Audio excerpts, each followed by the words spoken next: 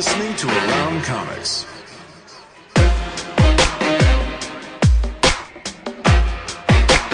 Comics.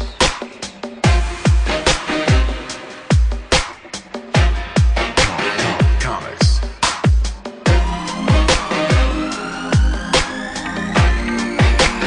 Comics.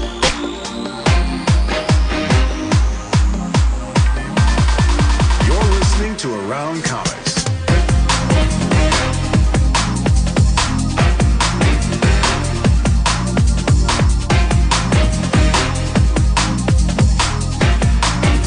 I absolutely like these. We're not ready at all. Gotta get my Vicks going.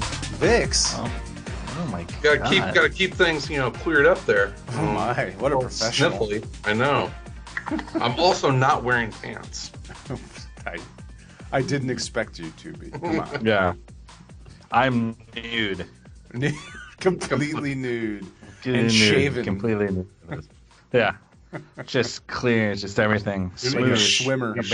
He's shorn. Like a newborn baby.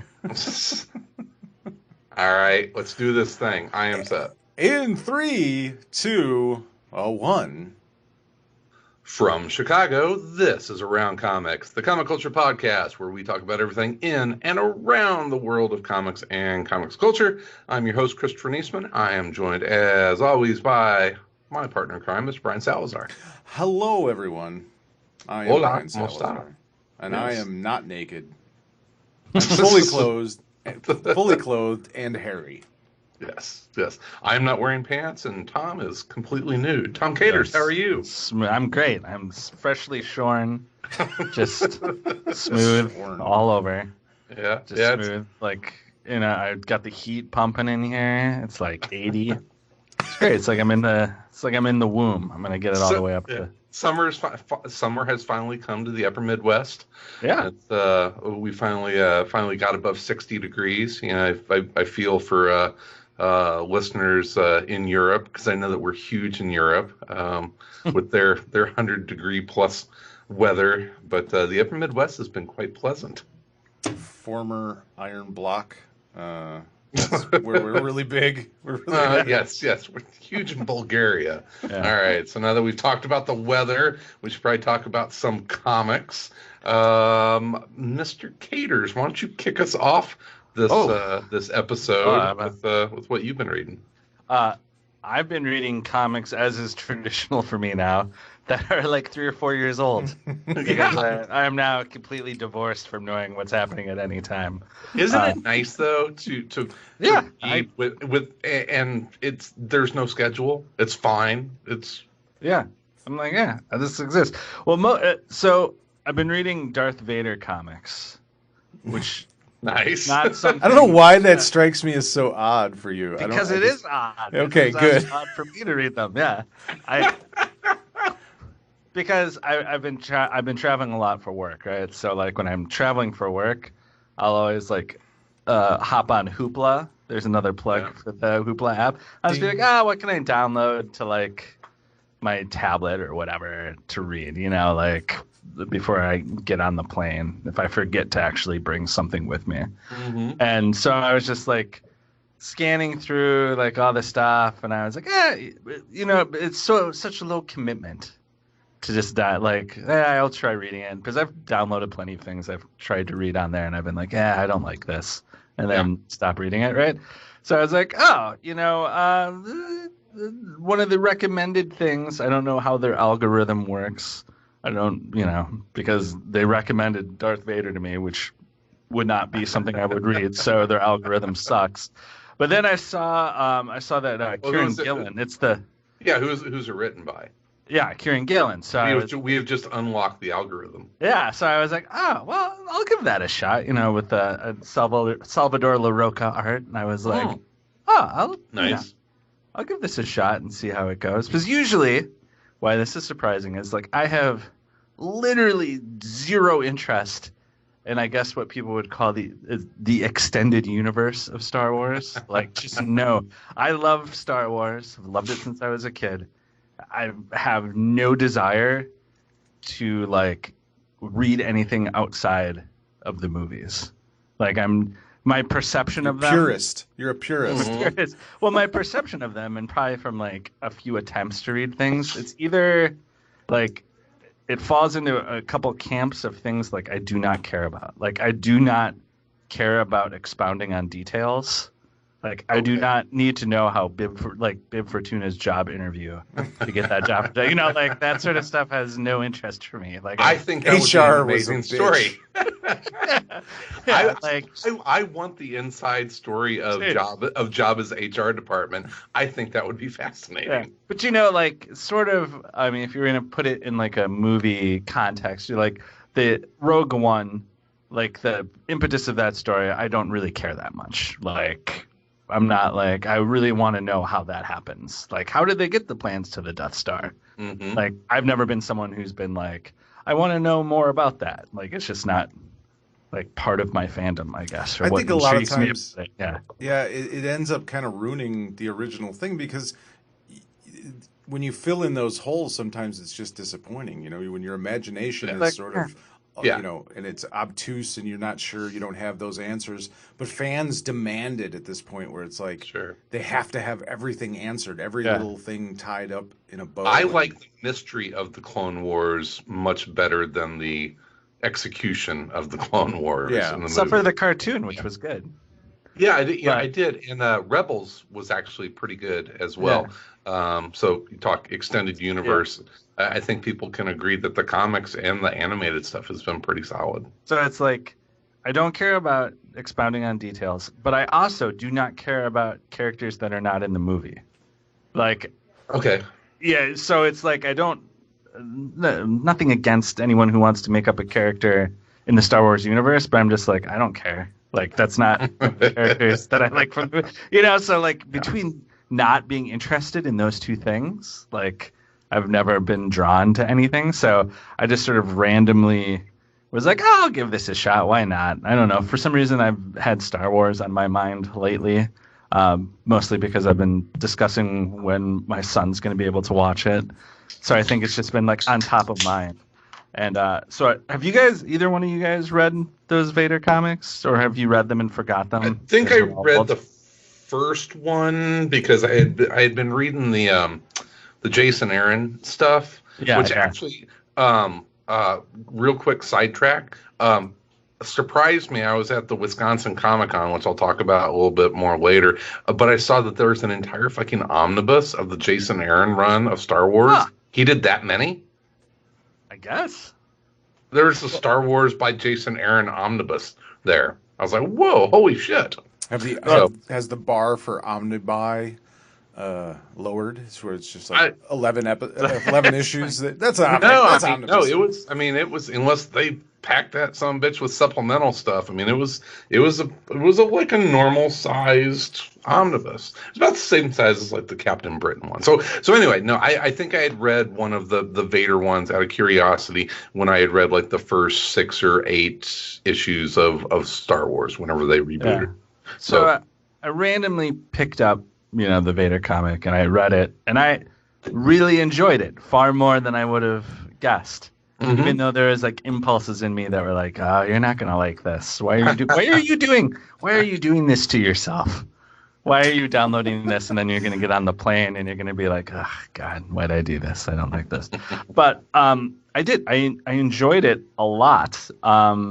And it fell into and it was part of me feels like it's because it's a combination of the two things I didn't like about my perceptions of the extended universe. It managed to combine filling in details that I would normally not care about with new characters in a way that I was more intrigued than I would have guessed at. So like the storyline. Was it Vader working with like subcontractors on the Death Star? It was like, well, it is pretty much him working with a subcontractor, like bounty hunter. Oh, so like the impetus of the storyline, is like it's Vader like working behind the back of like one of the generals who've taken over after the destruction of the Death Star, and Vader has his own agenda, and he's trying to cover up that he's doing stuff on the side, and it's like interesting. It's like it's an exploration of Darth Vader's character that's pretty cool, right? Like, Okay.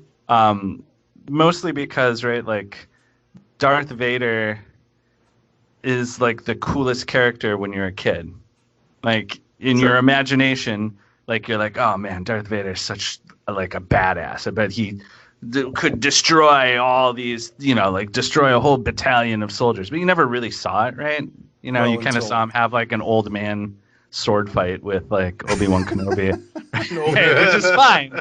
Just fine. That's all another thing, right? But you always felt like you wanted to see Darth Vader like unleashed, right? And you kind of get that at the end of Rogue One, but that's also kind of like let's just throw this at the end of this movie to like get people excited. Yeah. But like totally separate from what happens in the story. But within these comics, you actually kind of see that, right? You like see how powerful he can be, like when he's taking on like a second storyline, or I think there's a crossover with the Jason Aaron stuff where someone like betrays him and tells him, like where to find Luke Skywalker. He's on this planet. But yes, Luke Skywalker's there, but so is like the rest of the Rebel Alliance, and Vader goes there himself. So it's Vader battling like all the rebels, and you kind of see like a thing that you never really saw in the movies, which is like how like destructive Darth Vader could be. And also just like I think you can imagine Darth Vader saying the stuff in the Darth Vader voice in your head, right? Which is for sure hard to do, I think, in a comic actually, right? Like to make it so clear that voice is like the same iconic voice that's in the movie. Jones. Yeah, like you can imagine him saying those things, which is great, right? Like that's the thing you want from like a comic like that. And it goes for anytime you see any of the other characters too in these stories, like especially in the crossovers, like it's like, oh, they really Han Solo would talk like that. Like what I found, especially in the comics that are based on movie properties or TV shows or whatnot, that it does kind of take a skilled writer to be able to write that dialogue correctly for it, because I've read some bad ones, Star Trek, that you really miss the beats of that story, and you miss that dialogue that you capture, in your head as like a Kirk or Spock saying. I thought Whedon, obviously, because he wrote the characters anyway for the TV show, did a great job with that with Buffy, and I thought that Jason Aaron and Kieran Gillen, they're good writers, and they understand the dialogue, kind of steps to capture those characters. So and also like Darth Vader's not a big talker. Like, right? Like, not a huge conversationalist. Not a huge conversationalist. So like it's an interesting exercise in that your main character, he's never gonna do exposition. Right? No, like he's not gonna he's never there's not been any way of like making that happen. Yeah, and right? I think the cheap way out in a lot of the property comics is that they repeat dialogue that they're known for saying in the movies or TV shows, and so it's that. I think that's a big key to it, is to give them new lines to say that are still character accurate. So, and there's all kinds of like there's a twist on C-3PO and R2-D2 where it's like evil versions of them, like droids that have been trained to like a protocol droid that's trained to torture humans or torture like like there's all kinds of like fun little twists on the stories, right? And like what's a bounty hunter who's a Wookiee, like there's sort of all these nice, like they're not like brain busting twists, right? But they're like probably the stuff that I would have really enjoyed when I was 7 years old. Like, oh wow, there's like a bad protocol droid, like it's not complicated, but they do it really well. Mm-hmm. And I actually was thoroughly enjoyed by all of it. And I was like, oh, maybe I should try more of these Star Wars comics. But then I'll probably try one and hate it and be like, that was the only one. Ruined it. The Jason Aaron one is pretty good. I haven't read the entire omnibus worth of work, but I enjoyed it because it does take place in between Star Wars and Empire. So it's the kind of like, still new car smell version of the characters. So Yes. it's Reckless Han or Han and Luke is very young and still kind of running around willy-nilly and so I if you were a Star Wars fan of the first movie, it's basically that characterization. Yep. That's from the Vader comics, the timeline that they're also in within that time. And it was great. So me, someone who would never enjoy any of those extended universe stuff, found out that I do enjoy it if it's done really well. Mm-hmm. So that's all I read. It just has to be done really, really well. It just has to be done really, really well with really, nice looking dynamic art and really good writing that makes all the characters sound like the characters they are in the movie. That's all I'm asking. Well, I think it's a hard thing. It's a tough sandbox to play in for creators because, Kieran Gillen is of the same age that I think grew up with Star Wars and I'm sure loved it and was excited to be able to play in that world. But, as much as Star Wars is a cultural touchstone for anyone, under the age of 50, pretty much at this point, it also means different things to everybody. You know what I mean? Mm-hmm. It's like we interpret it in our own ways. And so I think a lot of times when things don't succeed, when writers are trying to recreate it or play in that world, it's because maybe not because they do it poorly. I'm sure that's part of it in some cases. But sometimes it may just be they see it differently than we do, or they see it differently than you do. You know what I mean? So it's like Kieran Gillen, maybe he just kind of interpreted the original Star Wars like you did, and so that's why it resonates. Resonates with you more so. Because I think it's really hard. Because I'm like you, Tom. I don't, for the most part, anything that's based on a video game or TV show, or I'm always disappointed. I'm always disappointed by it for whatever reason. Like Stranger Things is probably the latest. That I tried reading that comic because I absolutely love the TV show, but it's just not. I know what we're doing on Tuesday. it's just not the same thing, It's just. Well, it's like when you think of these things, right, that are so successful that they spawn all these creations. It's really hard to make something really good. Yeah. Right? Yeah. And to think that you've made this thing, there's so many things you can't even control that make something resonate. You don't even know why it fucking worked. Yeah. In the first place to try and replicate it. Yeah, to be let's do it in comics, right? Yeah. It's really hard because it was hard. It's hard to make the first thing. It's even harder to be take the thing that made this means so much to people and just do it in something else, right? Has there ever been a adaptation of something that was as successful or even more successful than the original thing? Can you think of anything that maybe was able to do that? I'm trying to think of Well, yeah, I mean, there's obviously Game of Thrones.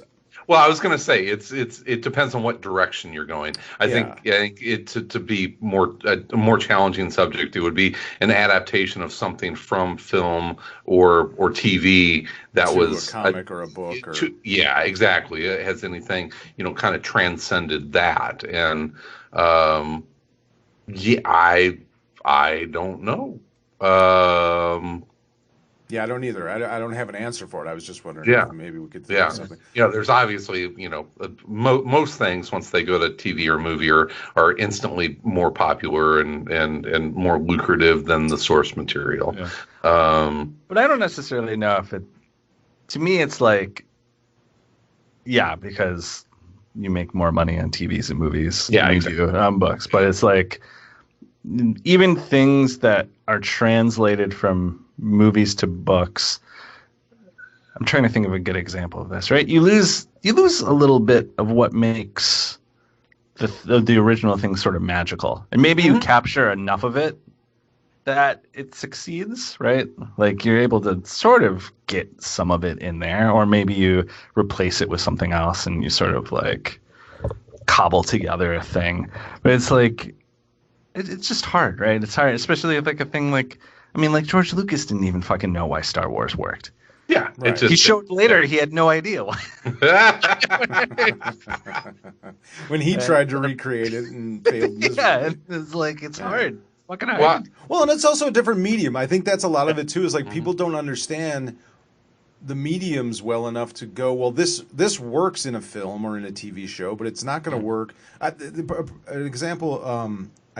Have you guys watched Glow? The Netflix series Glow. The yeah, Ladies it's great. Wrestling. Yeah. Love that show. Fucking awesome show. I absolutely love it. And they came out with a comic, adaptation of it, and it's fucking awful. It's because there's just no, like, there's no actual relation to why the show is good. It's not like the show is good because the characters, working against one another or working with one another, or the interplay between. You mean those it's not characters. Because of the wrestling? Yeah, it's not because of but it's but it's not because of the characters. You know what I mean? It's not because those characters are so strong. It's because those characters are all fucked up in their own way, and they're all trying to accomplish something together, but they're battling one another to do it. You know what I mean? That's why it's fun to watch. But then the comic book, like there was none of that. It was just like, oh, well, here's the character I'm just going to have that character say a few things that kind of sound like that character, but there's no actual inner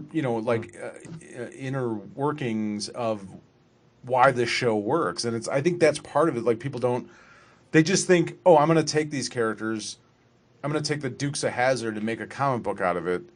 And just as long as I have the General Lee and Bo and Daisy and those characters, it's going to be as successul as the show. And it's like, well, I mean, you just described the show basically.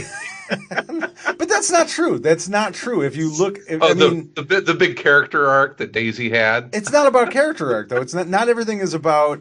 See, that's the thing. I think that's also a mistake to assume that just because something's a silly TV show of a couple of hillbillies and their hot sister and that kind of thing in the car, there's certain dynamics to that show, as silly as it is, that made it successful. Well, there's a reason it was successful, and that's the secret sauce that people continually try and find. Yeah. I have read this past week a really interesting adaptation of a property. Oh, and I think it is the other way to do it, and that is to take a kind of bland property and just kind of make it fucking weird or weirder. And Dash Shaw is really good at making things kind of oddly weird. Did you see Clue, the comic book? No. I have not read it yet, but I've heard good things about it. It's really fucking good. It's I don't know. Have you read anything by Dash Shaw before? He did Bottomless Belly Button and Body World, and he's. I don't think so. Yeah, very, very indie feel, very indie look to his work. Just kind of, oddball. It's his stuff. Who's the director? That Schwartzman is always in his movies. Wes Anderson? Yeah. Yeah. I feel like Dash Shaw's comics are like a Wes Anderson movie in a weird. It's just kind of like uncomfortably weird and just kind of oddball.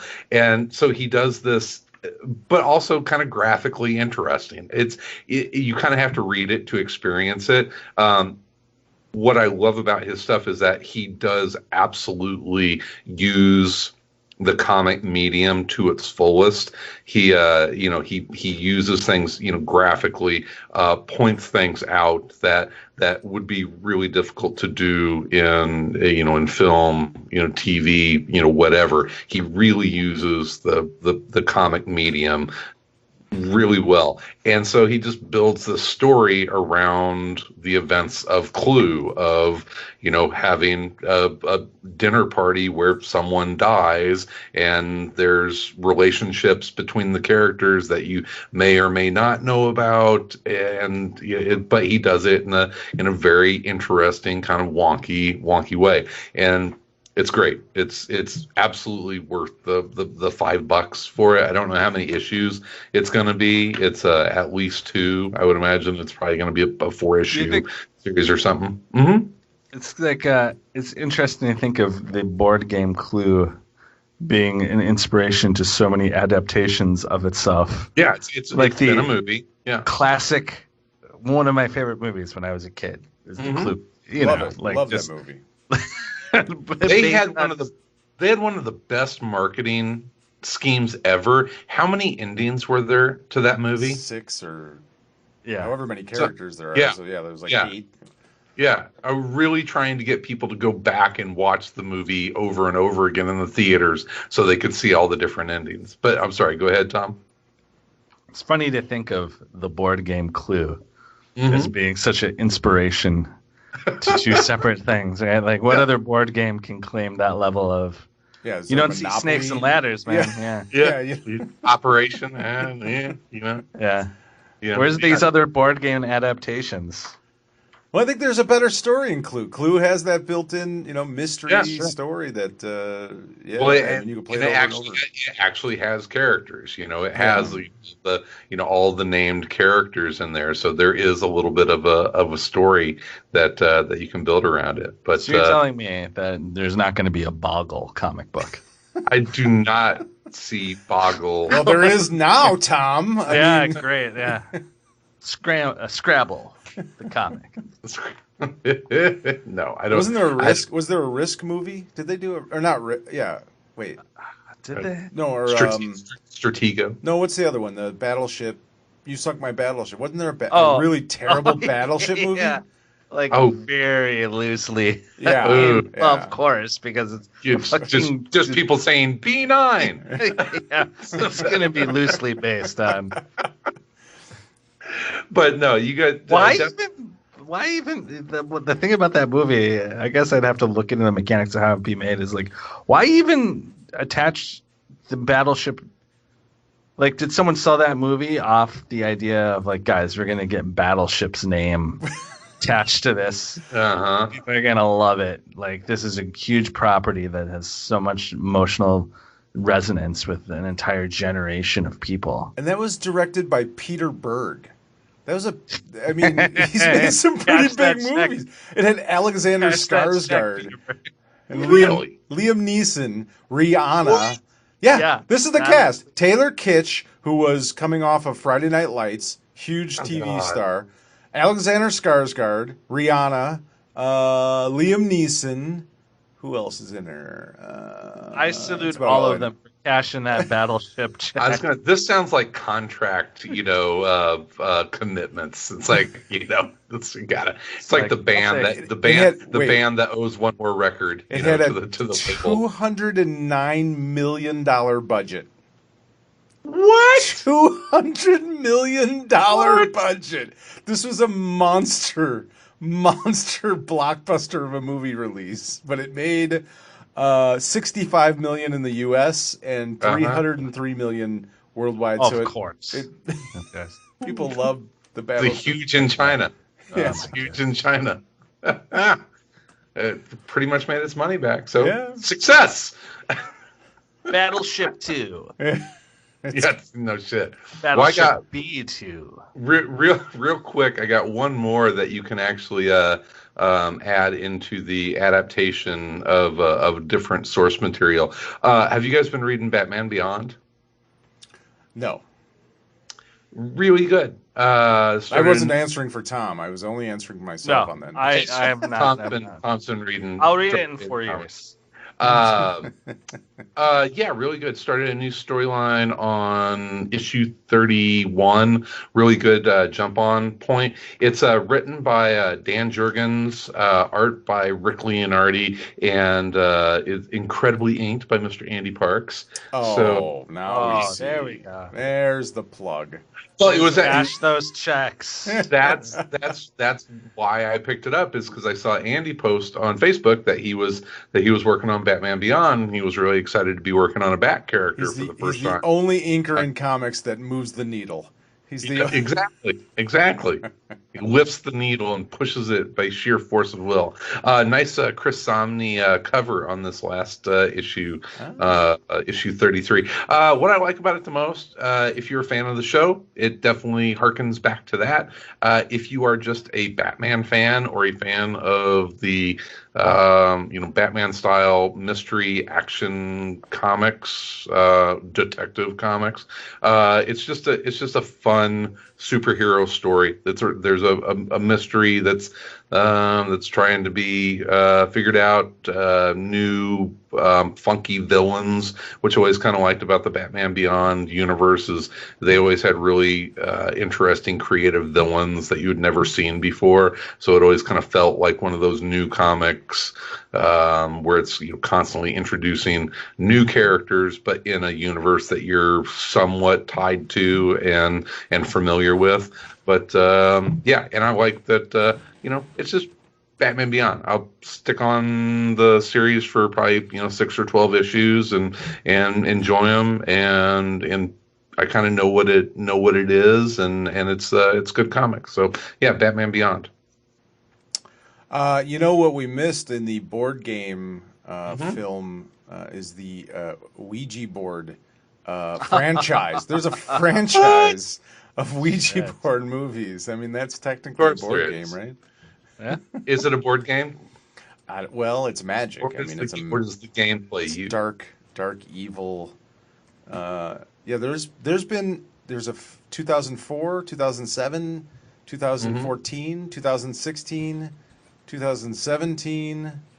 There's a bunch of Ouija board movies. I've never seen any of them, but there you go. Does the Clue movie does that count as what we were talking about earlier when we were saying something adapted from the movie is probably more successful than the game, right? Clue? I don't know. Well, I don't know. I think a lot of those fucking games. Yeah. There's actually 1, 2, 3, 4, 5, 6, 7, 8, 9. There's nine fucking Ouija movies. Jeez. Yeah. My God. Wait, no, 10, 11. Holy shit, there's like 11 of them. Ouija Summoning, the Ouija Possession, Ouija 3, the Charlie Challenge, Ouija Science. Child's Play crossover. I don't know. All right. I have to be honest. I have not read much of anything lately. I've just been busy. This summer has been busy already for me. But I did read Superman Year One by Frank Miller. You know me. I can't pass up a Frank Miller book, no matter how much he tries to make me pass it up.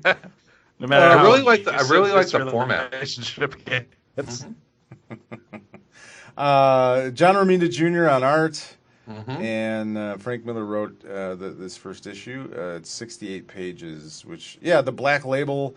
I mean, it was okay. I didn't hate it. I thought it was pretty good. I love the format, by the way. That prestige format with the kind of it's. I read it digitally, so I don't know. Oh, okay. Yeah, it's really pretty. It's a nice presentation. How much is the prestige format? Is like $9 or something for 68 pages? Do you know? $8, $7.99. Yeah.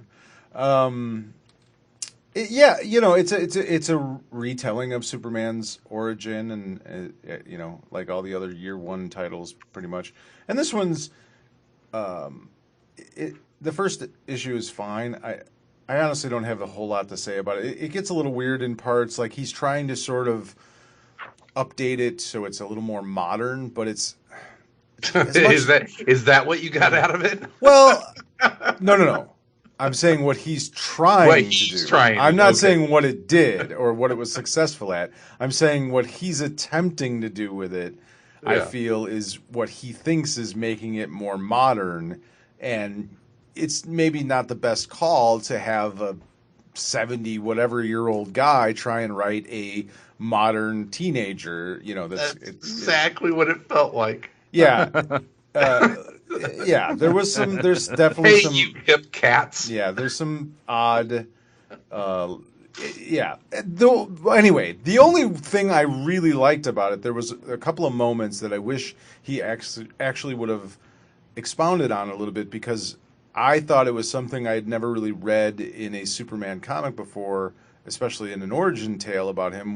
There was a couple of moments in the issue where Clark, in sort of internal dialogue, remarks about seeing humans hurt so easily and how fragile we are and how weak we are in comparison to him.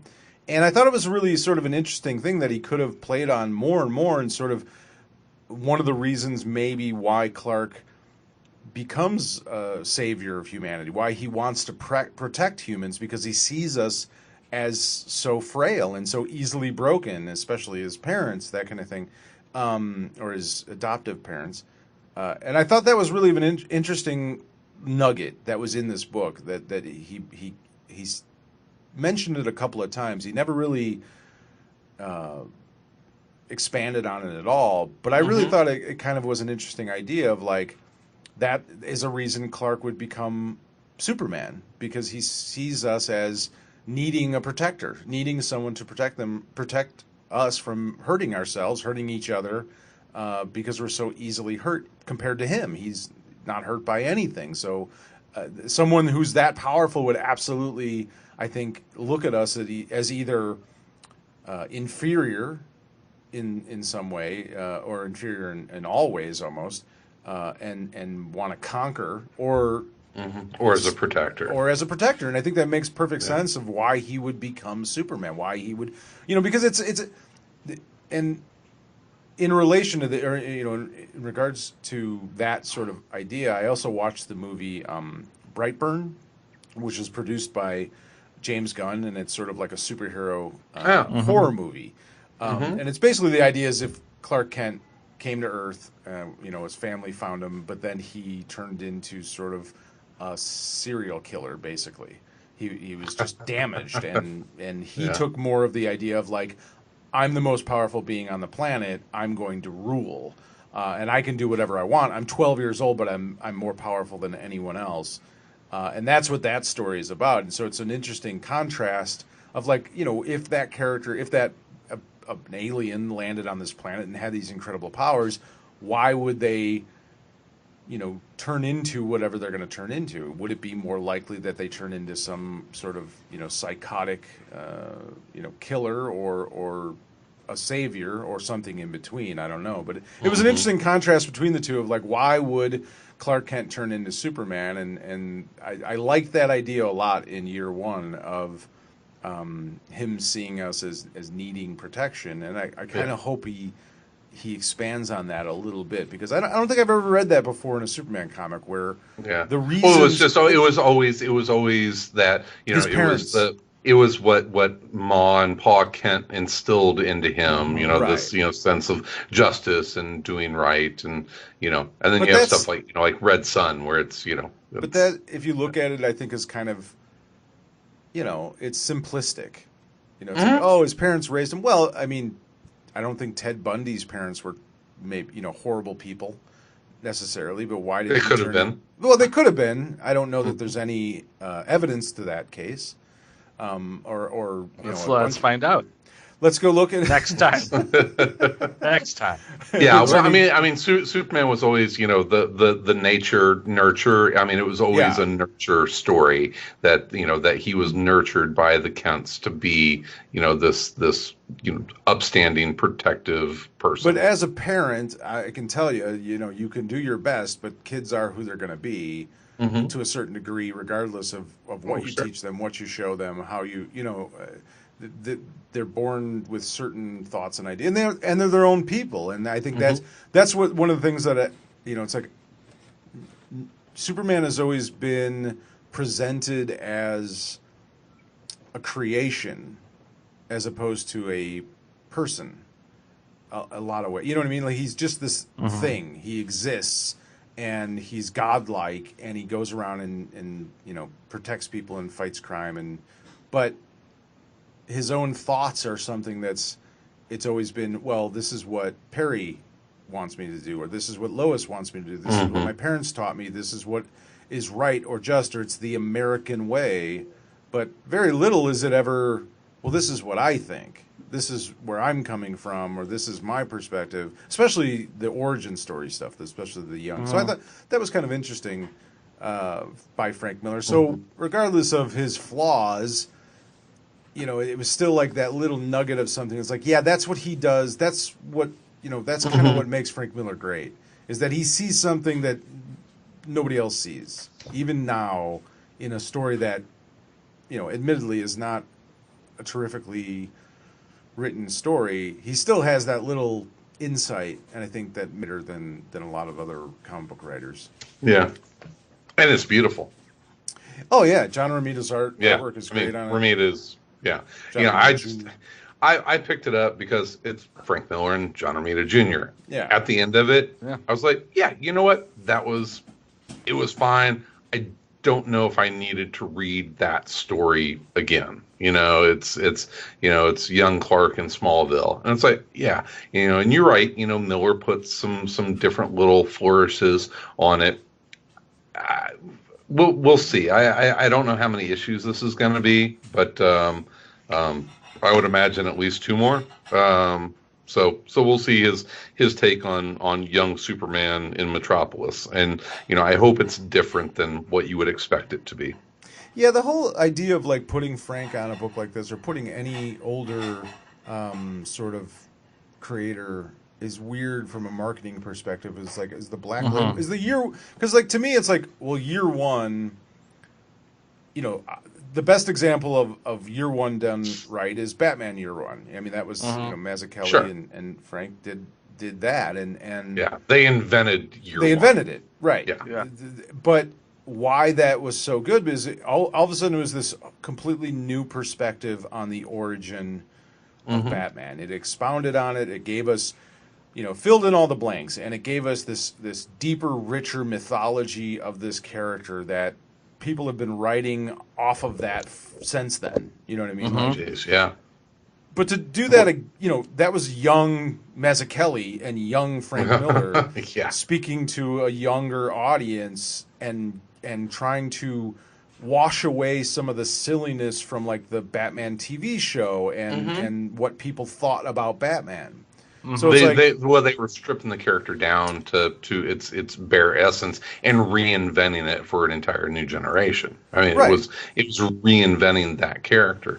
But shouldn't they do that again? Like, wouldn't that make more sense from a marketing perspective to try and do that again, as opposed to going, well, let's just kind of cash in, and it's Frank Miller and John Romita Jr. and we're going to do year one and give it to a bunch of people that, like you said, I've read 25 year, you know what I mean, origin stories. And it's not that I've read it. Yeah. It's like they're retelling like the Superman movie.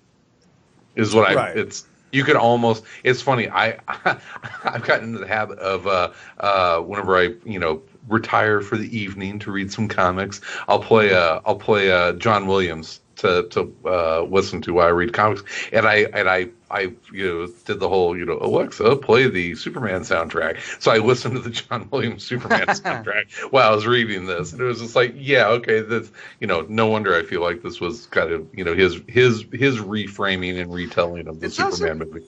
It's also kind of interesting, right? Because like I have not read this, but just hearing this description and discussion of it's interesting, right? Because Frank Miller does have his own very unique take on Superman. It was in The Dark Knight Returns, right? Mm-hmm. Like his very he's a Boy Scout.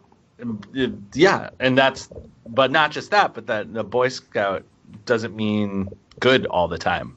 It means, follows the rules. He's going to do what he's told. Yeah, he's going to do what he's told, and that can be a very bad thing, right? So it's interesting, right? To this story, at the end of this issue, you can see sort of that character meeting. Yeah, that's meeting those two things are kind of meeting. If you kind of, do you care if I spoil it or not? I don't care. It's not a big spoiler. It's just at the end of this I'll issue, enjoy it more. He joins. He joins the Navy. He decides to leave home and go join the Navy, and it's like people are sort of like, well, why would he do that? Why would? But it makes, if you look at the Dark Knight Returns Superman, that's Superman. That's, you know what I mean? Like, he would go into the military. He believes in truth, justice, and the American way. American way, yeah. Yeah. Well, that's interesting. Well, then maybe he will take it in the very bring that to life, like that Superman, right? That is, it's hard, right? I'm trying to think of like what Superman was like, but to not cast Superman as a villain necessarily, right? Because I think that's an easy thing to do too. Is like, this is evil Superman. Like, everyone. There's, how many Elseworlds were there that are based basically on what if Superman was bad? Not even Elseworlds. How many other just comics in general, right? But to have it where be they've like, had the Superman stand-in, Yeah, no, Superman's a Boy Scout, right? He's good. But that isn't always good that he follows the rules, or someone could have the point of view that that's not like the end all be all is following the rules. What was the Straczynski? But was it Rising Stars? Yeah. Was that where that was a twist on the Superman origin that I really thought was great. Yeah, I love that book. Yeah, it kind of where it's like, out, an alien child lands on Earth, and what the government is going to track that down and take that child. Yeah, sure. Right. Yeah. Well, no, I think, Tom, I understand what you're saying too. Like, there's a difference between like he's doing what he's told is right, but not necessarily the moral, the just an inherent moral or morality, what is right or wrong, and that's an interesting thing too, because as we've seen Frank, change, or not, maybe he hasn't changed, we just didn't recognize it early on with Frank, but like after 9/11, Frank's political voice was maybe much different than what people expected it to be, I think. But it was always there. Well, I think it was always there, but I think we just, like I said, we didn't recognize it necessarily. But I don't know. I mean, and it's like, what is right and wrong? What is, what I mean? Everybody has their own perspective on what right and wrong, or what should or shouldn't be done, or as a government or as Americans, what is patriotic and what isn't patriotic. That's a huge, complicated and ugly and messy conversation, but it's interesting to kind of see where he's going to take a character like Superman, where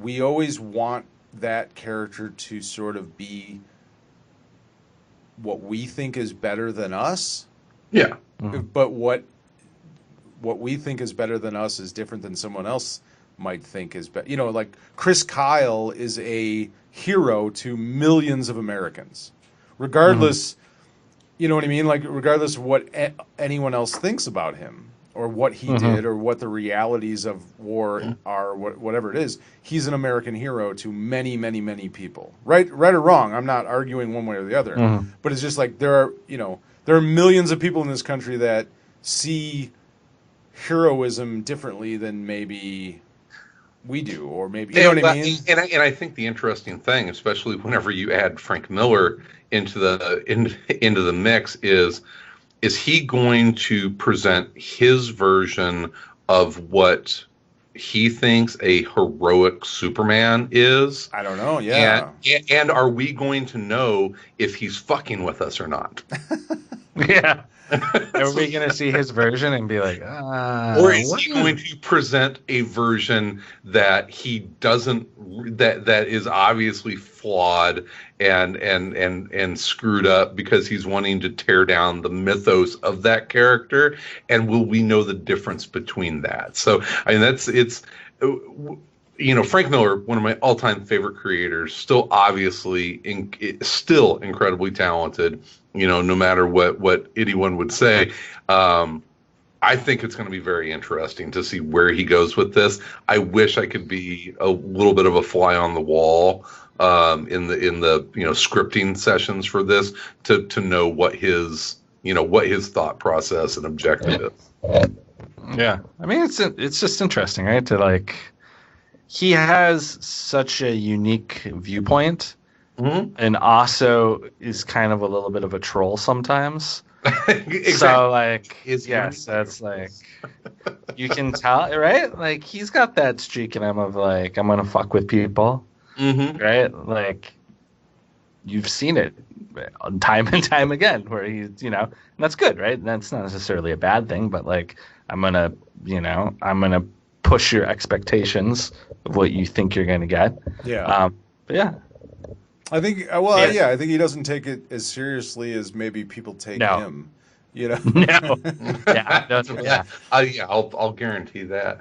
Along the same subject here, DC has put out a lot of year ones. What are your favorite year ones that they've done? I don't know that I like any of them other than Batman Year One. Really? There are some really good ones, Sal. Give me an example. I don't know. Green Arrow Year One. Is that the Diggle? Yeah, that's good. Diggle Jock and Diggle, sure. I just think it's tough because the Batman one is like such an iconic. Like, oh yeah. Oh, you can't compare them. Yeah, it's like, so whenever you hear Year One, I'm like, you're talking about Batman. Yeah. Like, it's just like, I'm trying to think of the other ones. The Robin one is art by Marcos Martin. That alone makes it awesome. Well, yeah. And even the Batgirl one, I like. So those are three out of that series. Now I haven't read the they've been doing this. The Teen Titans Year One. Is that who did that? Amy Wolfram and Carl Kerschel. That was awesome. Yeah. I was trying to think. There was one I know that I really. I love that one because I was just looking at list of the DC Year Ones. I don't know if I've read that. I was probably top of the stack at one point. Oh. Yeah. Top. So, yeah. I know that is it Gabriel Hardman and Karina Becco. They did the Green Lantern Year One, which I have not read yet, but is on my list. I've got to get the collection of it.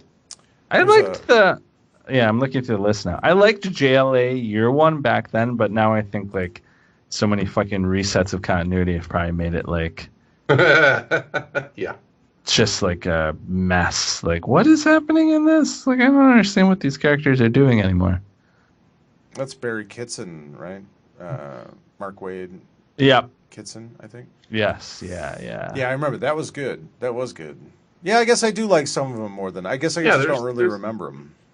And I like it. I like it whenever they, what we talked about with the, original Year One, the Batman ones, where they really strip that character down and reinvent it. And that's what I thought that Andy Diggle and Jock did with Green Arrow, and really reinvented and updated that story. And we saw, it was basically became the origin story that they used for the TV show.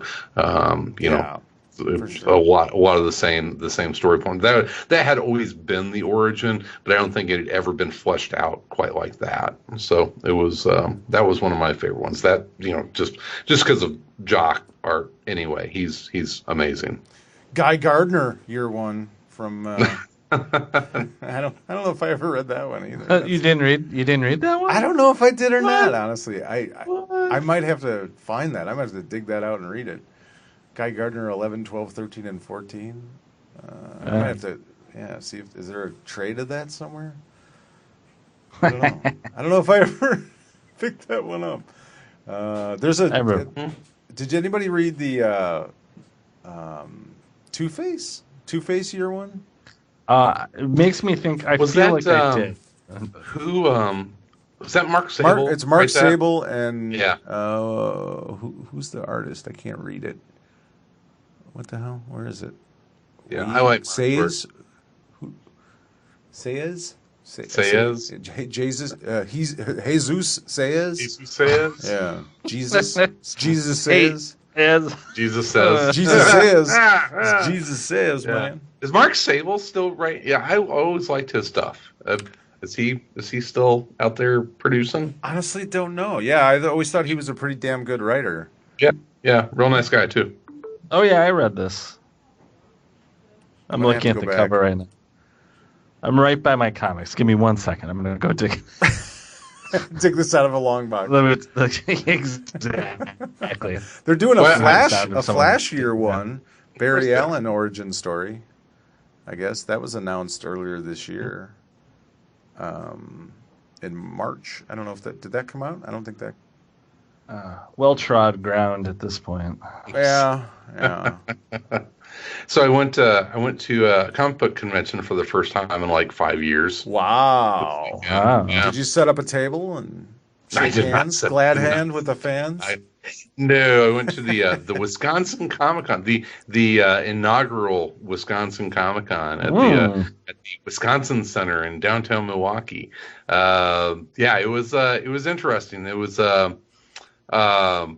pretty much like the opposite of what we did at Windy City Con. It was like 90% exhibitors, 8% celebrity guest, and like 2% comic book creators.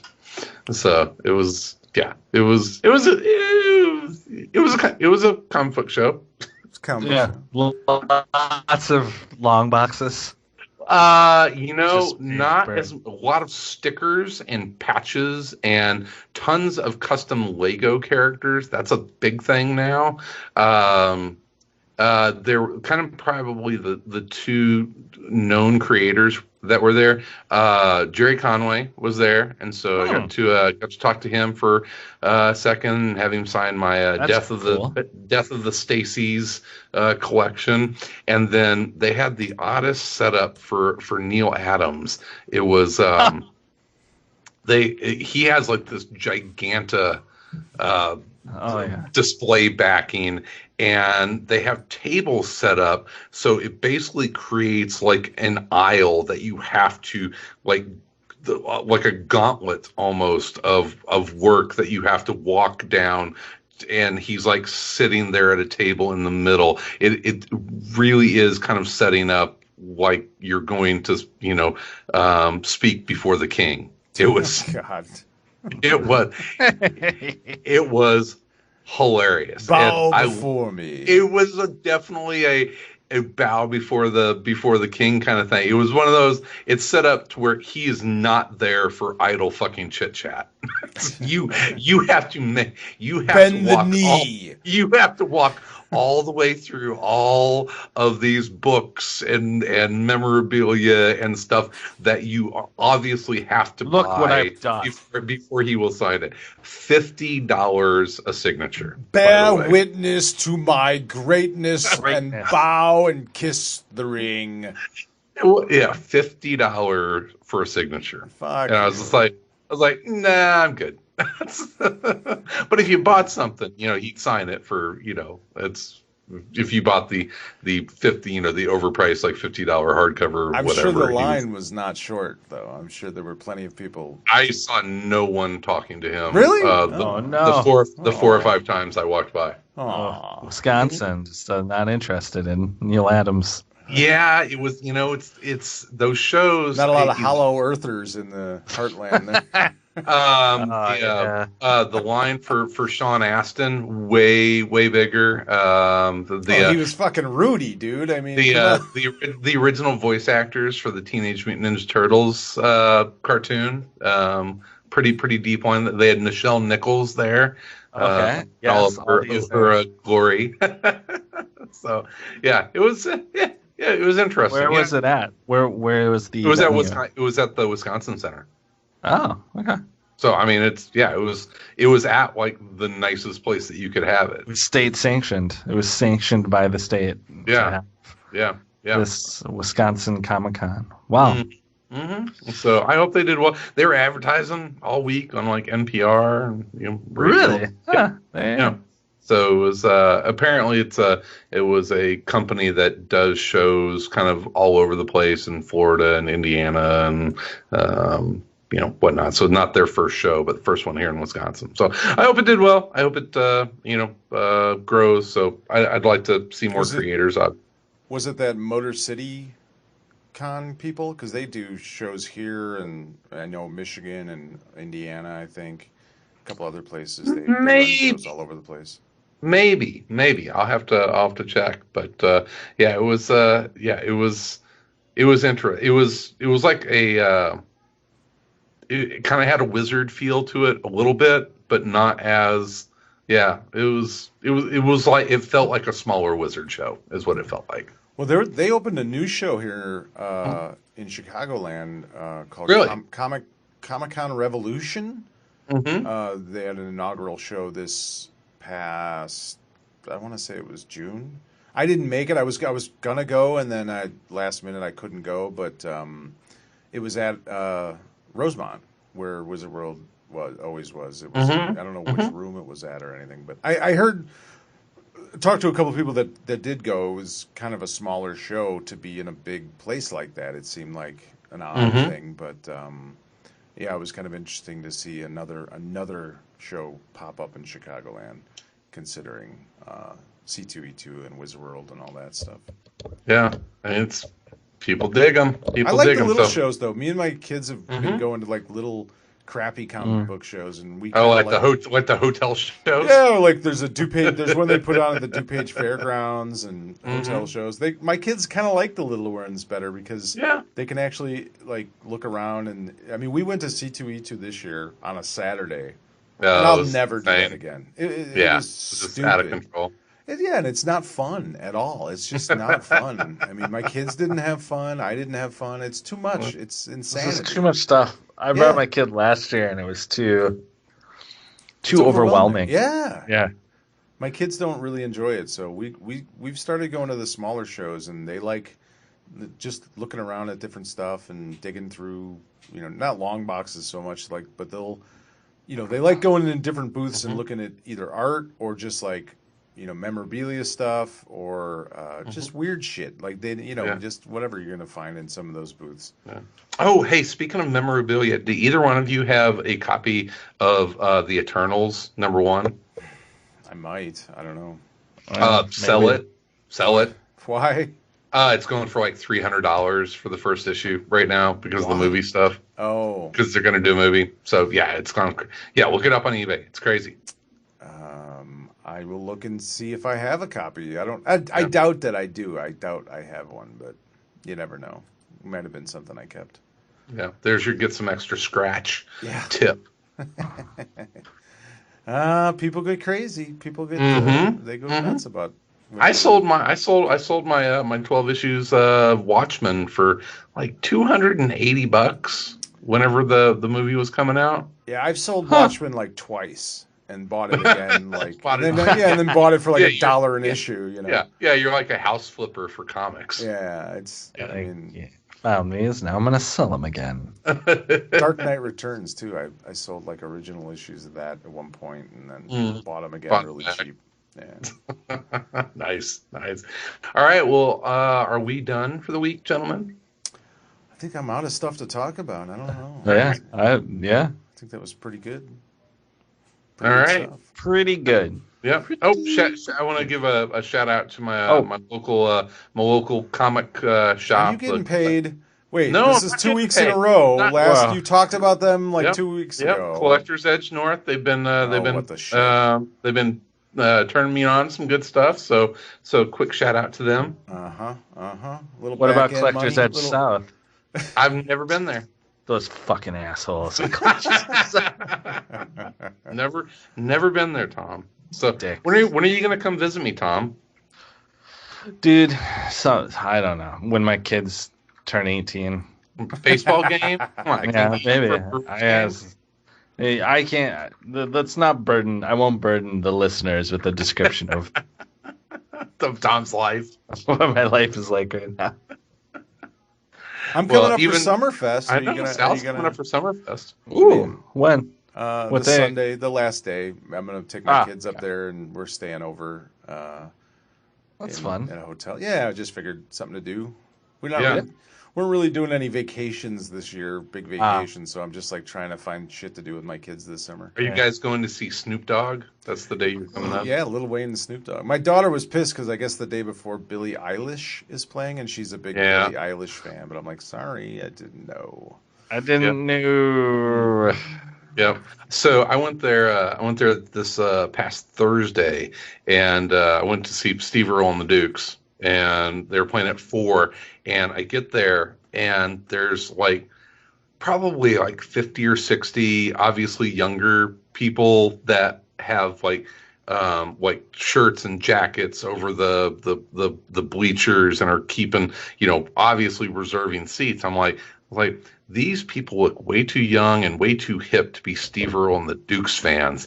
And I went up to the front row. It's like, so are you saving these seats for the Steve Earle show? And they're like, oh no, we're here for Lizzo, and we've been here since like 10 o'clock this morning. I was like, that show's at 10 o'clock tonight. And they're like, oh yeah. I was like, oh, can I stand here for like 45 minutes? They're like, yeah, that's fine. So apparently there were like 10,000 people there to see Lizzo, and people had been saving seats for like 12 hours. That's crazy. I don't know. I don't know that we're gonna like actually sit and see anyone. We're just, you know what I mean, like just gonna walk around. Yeah, we're just gonna walk around and check it out. And I mean, like I said, Snoop Dogg and Lil Wayne are the headliners but you got to pay extra to go in the theater. Yeah, they're in the theater. So yep. I'm sure we'll find someone interesting. My daughter looked at the lineup. She's like, I don't know any of these bands. So I'm like, I don't know. We'll just check it out. Your daughter and I have something in common. Yeah, right. I don't know any of these people. I have no idea. I haven't even looked yet. I don't even know who's playing on Sunday other than.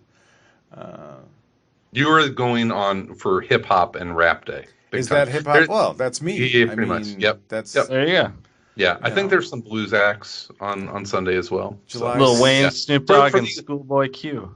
Oh, that's on me. For the listeners out there that really don't care about this, Summerfest is the largest outdoor music festival in the country. Well, if they don't care, they can just go to hell. Yeah. They can go right to hell. Yeah. All right. Lionel Richie on July 2nd. If anyone's in, he's headlining July 2nd. Nice. Yep. Tuesday. Just giving a shout out.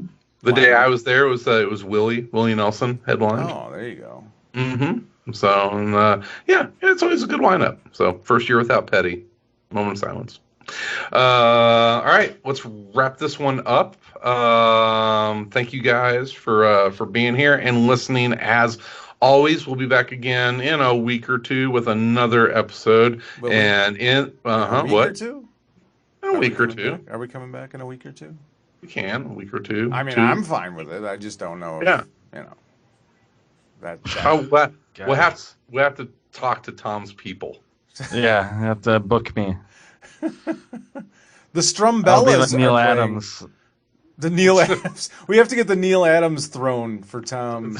So the aisle. Bend the knee. Bend the knee. Yeah, come on. So we'll figure it out when our next one is. In the meantime, in between time, have a wonderful 4th of July. Happy birthday, America! And we'll be everywhere in and around comics. In comics. That too. All right. In comics. Year 1. Around comics. Year 1. When are they gonna make it? Comics. We already did year 1 around comics. Oh. We did in the first year.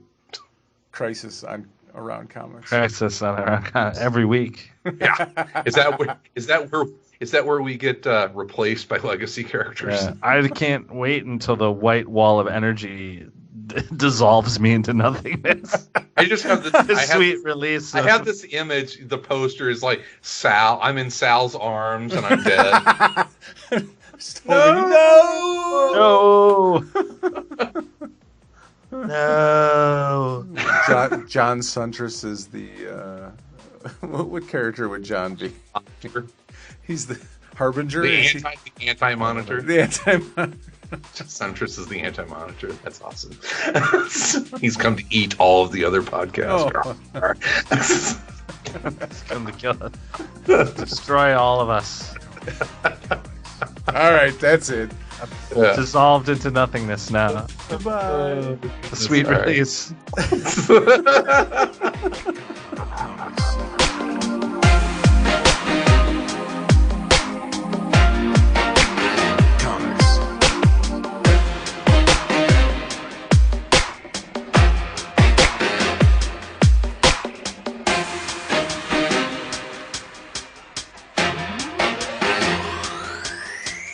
Comics.